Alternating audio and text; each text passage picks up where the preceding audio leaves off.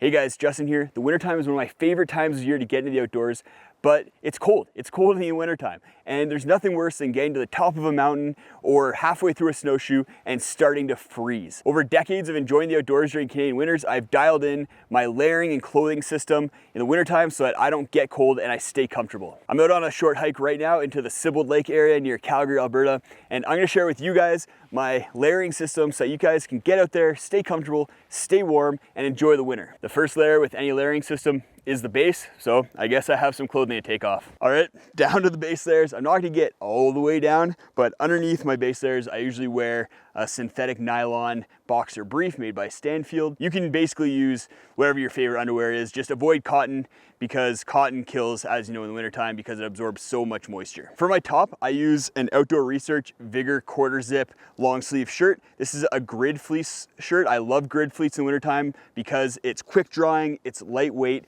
and really warm. I like quarter zips because if you're warming up, if you're about to do a big hill, then you can unzip it and dump a lot of heat really quickly. If it's a little bit warmer out in that -5 to +5 degrees Celsius range, right around freezing, then I'll bring out the Outdoor Research Echo quarter zip. This is a much thinner shirt and you're not gonna get quite as warm as in the Outdoor Research Vigor or any sort of similar weighted quarter zip grid fleece. If you want something a bit more budget friendly than this Outdoor Research grid fleece, then Decathlon also makes some grid fleeces. They're really good quality, just not quite as technical. And if you run really cold or if you want to extend this into much colder temperatures, then you can add an active synthetic insulation layer like the Arc'teryx Proton or Atom jacket. Moving on to my pants, these are also Outdoor Research pants. They're the Vigor grid fleece, and they're great for the exact same reasons that the top is. Both the top and the bottom are made with polyester. Polyester is my favorite material for winter activities because it is quick drying. Merino wool holds on to 10 times as much moisture as nylon and way more than polyester. And for that reason, nylon and polyester are my go-to materials for winter active activities. Like with the top, if you are running a bit warm or it's warmer temperatures, you can get a thinner layer than this Outdoor Research Vigor. Or sometimes if it is around that freezing temperature because I run warm, then I'll just wear my underwear underneath my snow pants and that's it.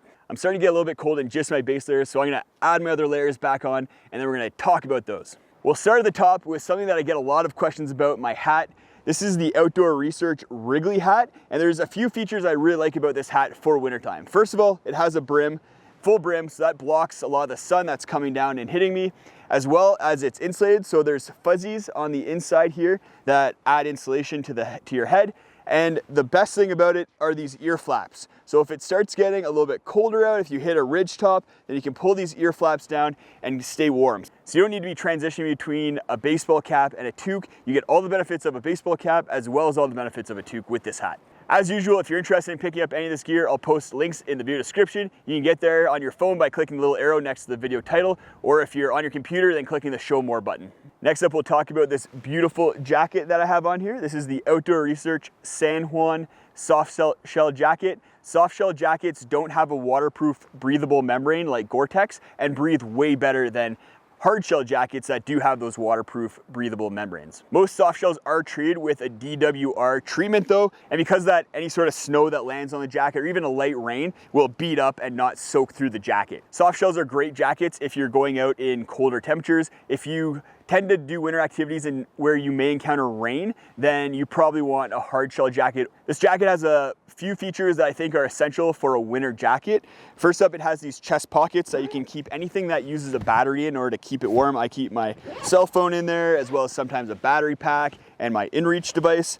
And then also there are two big pockets on the inside that I keep my water in so that I can keep my water warm, and then if I do get thirsty, it's right there and I can whip it out and take a swig of water when on the trail.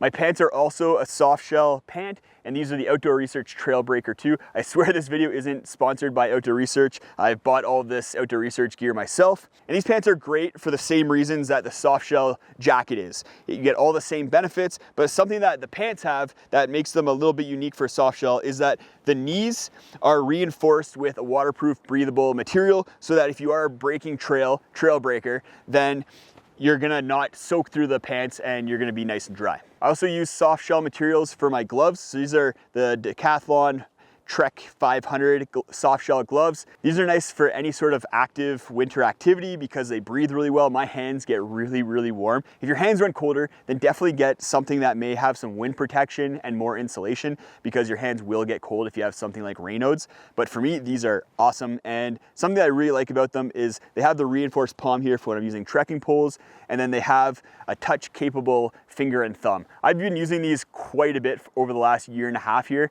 and the touch capability has worn off, which is unfortunate. I wish it would have lasted a little bit longer. It just happened like today on this trip. So it was a year and a half, and they're only like $15, these gloves. So pretty good deal. I just wish they had that capability a little bit longer. While the touch capability has worn off, I have had no other durability issues with these soft shell gloves, which has been a problem with other soft shell gloves that I've used. Something that I also often wear, but I'm not wearing today because it is quite cloudy, are sunglasses. These have been in my pack. This is my day pack for winter trips. I'll post a link in the video description to a video that I've done that talks about everything that I bring with me in my winter day pack. A lot of really cool stuff, so go check that video out.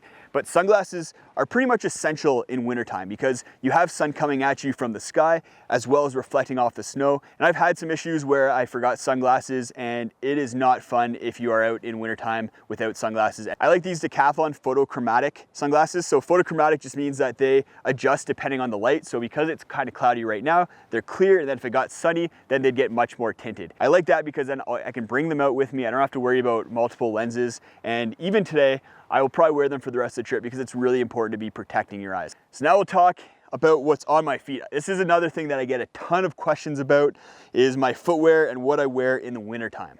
And on day hikes like today, I'm often wearing the Decathlon SH520 winter specific hiking boot. This is an awesome waterproof insulated hiking boot that's also really affordable at under $100. The grip on these boots is surprisingly good. I've been going down some really slippery, icy slopes, and they've been getting great traction for me, so that's something that I'm really happy about. These boots are on par from a comfort standpoint with a lot of more expensive winter boots that I've tried out there, so really happy with these. The one downside with them is that they are a bit soft and lack a bit of structure to them, and because of that, they're not my favorite boot for really long trips or if I'm carrying a really heavy pack, which I usually am if I'm going on a multi-day winter trip. For those kind of trips, I've been using the Salomon Toundra Pro winter specific boot. It's a highly technical boot. It uses insulation that was developed by NASA and then is really stiff to boot. It has a nice stiff sole and really good stability and support throughout the boot. So when I am carrying those heavy loads, or if I'm snowshoeing or doing some of those kind of activities,